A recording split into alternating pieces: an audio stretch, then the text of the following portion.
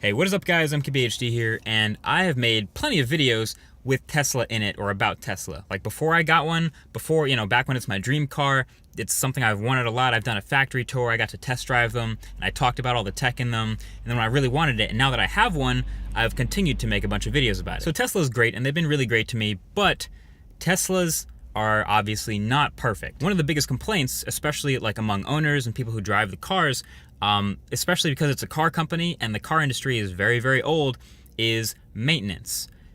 Tesla has had noted maintenance and quality control issues. Because they're such a young company, they don't have quite the manufacturing prowess that these super old companies do, but the tolerances get tighter with time, and they just don't have that amount of time yet. So whether it's like alignment issues on the crazy complicated Falcon Wing doors in the Model X, or just little things like chrome misalignment or loose cables or just little things that rattle. Small problems happen like a lot in Teslas, it seems, because their manufacturing tolerances aren't as tight and they're just not as good with quality control. But recently I've been having much more serious problems with my car, Apollo, that I've been making videos about. And since I'm making videos about the experience of owning it, figured I might as well include this experience in all of that. So Apollo, as you guys probably remember, it was one of the first P100Ds off the assembly line in around September this year, very, very early in production, and I've used it and driven it a lot. I put about 5,800 miles on it in the last 3 months or so more than most people drive. And it's mostly because I love it. Like, I find excuses to drive it or give people rides places, or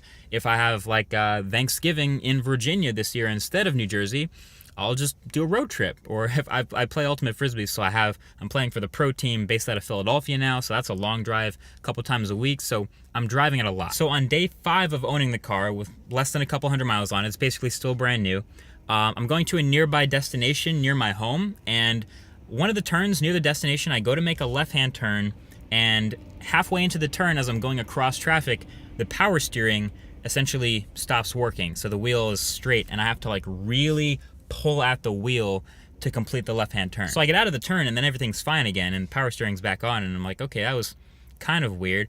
And I'm still obviously new to Tesla, so I kind of thought it was like one of the sensors malfunctioning. I've had it like tweak a little bit to get me out of the way of a potential collision when I'm on the highway. Someone drifts into my lane, it does the shimmy for me. So I thought it was like a weird malfunction of that. So I'm like, okay, I keep driving. I get to the destination, and turning into the parking lot of that destination, it happens again. I'm turning left across traffic. Halfway into the turn, it locks up. I really have to pull the steering wheel to get in again. So at that point, I'm like, okay, that's weird. I pull to the back of the parking lot, and I have it towed to the service center because I don't want to drive it again. And it takes them 12 days to determine they need to replace the steering rack. So they do that, I get the car back, and we're good to go. So 5,800 glorious miles later, it reappears. It rears its ugly head. I'm driving. This time on, I'm getting into a little bit of a bigger intersection, turning onto a highway, across traffic, making a left, and it freezes again. This time there was a car next to me, and if that car had also been making a left, I would have gone straight into its path.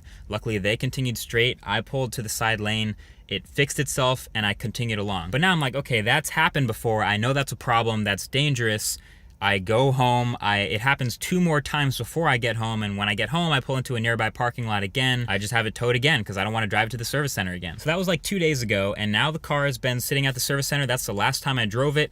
And now I'm currently waiting to hear back from them to see what is wrong again. Clearly there's a different solution to the problem now because they replaced the steering rack and that didn't help, so now they need to fix it again. So that's a lot to happen to a new car, a new expensive car at that, in the first couple thousand miles of owning it. As you can tell, this, I guess you now know, this isn't my car. This is a loaner Tesla gives me. And that's not because it's me. They do this, that's pretty standard treatment. A high-end car manufacturer will give you a loaner of your car or a better one that they have while you wait for your car to finish service. But apparently when you have a recurring issue, something happens like the same issue more than once, Tesla sort of escalates the priority of your issues. So there's an engineer flying from California to New Jersey to look at Apollo specifically to fix this issue. Now, obviously different people will have different reactions to this. To a lot of people, it's like, oh, okay, you'll be fine. They're taking care of you. They are aware of the issue. They escalated it. That's what they should do. You have a loaner. You're fine.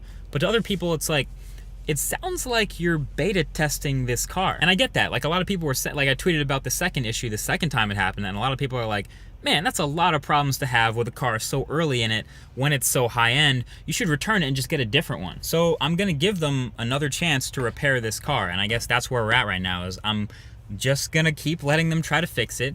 But again, if they try to fix it now and everything goes great and they find the problem, they diagnose it, they replace a part and we're good and it never comes back, then we're clean. Apollo's good as new. But if it comes back again, then that's like strike three and we gotta do something about it. So I guess my question to you is this.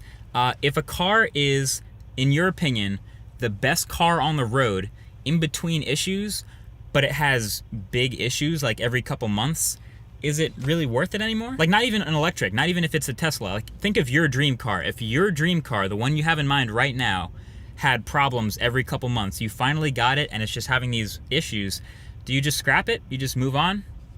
That's my question. Let me know what you guys think. Thanks for watching. Talk to you guys in the next one. Maybe follow me on Twitter if you guys are interested in seeing the updates and seeing what happens with Apollo, if she gets fixed or not. Thanks for watching.